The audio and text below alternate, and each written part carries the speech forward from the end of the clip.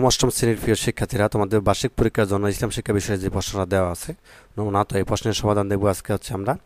তো এখানে তোমাদেরকে আজকে আমরা সমাধান দেখবো নৈবিত্তিক প্রশ্নের, ঠিক আছে। তো ক বিভাগ বহু নির্বাচনী প্রশ্ন 15টি আছে, এক কথায় 10টি 25টি প্রশ্নের উত্তর দেখবো। তো এখানে দেখো যে নিচের প্রশ্নগুলোর উত্তর খাতায় লেখো। তো এক নম্বর যেটি বলা আছে, শিরক শব্দের অর্থ কি? শিরক শব্দের অর্থ হচ্ছে অংশীদার বা অংশীদার সাব্যস্ত করা, ঠিক আছে। 2, তাওরাত কিতাব কখন নাজিল হয়? ষষ্ঠ রমজান। কি হবে? ষষ্ঠ রমজান। হযরত ইব্রাহিম আলাইহিস সালামের সময়ে মানুষের হজ পালন করতে গিয়ে অর্থাৎ আভিজাত্য বজায় রাখার জন্য আরাফায় অবস্থান না করে কোথায় অবস্থান করত? মুজদালিফায়। উত্তরটি কী হবে আমাদের? মুজদালিফায়।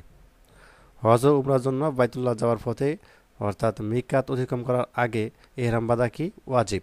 ঠিক আছে, উত্তরটি কী হবে? ওয়াজিব। সূরা আল মাউনে উল্লিখিত শাহুন শব্দের অর্থ কি? উদাসীন। শাহুন অর্থ কি? উদাসীন। কোন সূরায় শিরককে চরম জুলুম বলা হয়েছে? সূরা লুকমানে।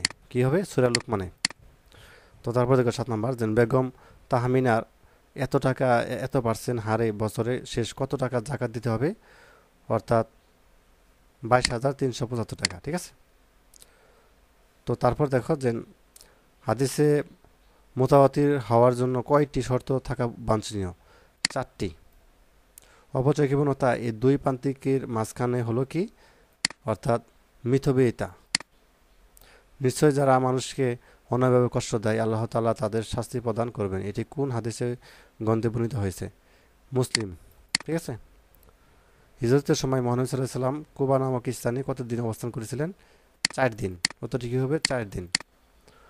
হযরত শাহজালাল রহমাতুল্লাহ কতজন সঙ্গী সহ বাংলায় আগমন করেন? 360 জন, ঠিক আছে। কোন যুদ্ধে পরীক্ষা খননের মাধ্যমে অর্থাৎ কাফিরদের মোকাবেলা করা হয়েছিল? খন্দক যুদ্ধে। উত্তরটি কী হবে আমাদের? খন্দক যুদ্ধে। সূরা কুরাইশ আল কোরআনে কততম সূরা? 106তম। যে ব্যক্তি পরিমিত ব্যয় করে সে নিঃশ্বাস হয় না, এটি কি? হাদিসের বাণী। তো তারপর আমাদের এক কথায় প্রশ্ন উত্তর দিতে হবে 10টি, এজন্য 10 নম্বর প্রত্যেকটা এক করে। তাওহীদের বিপরীত অর্থাৎ পরিভাষা কি? শিরক। পরিবর্তনযোগ্য তাকদিরে আরবিতে কি বলা হয়? তাকদিরে মুআল্লাক। কেউ যদি হজের ওয়াজিব আদায় ভুল করে তার সংশোধনের জন্য কি করতে হয়? দম দিতে হয়।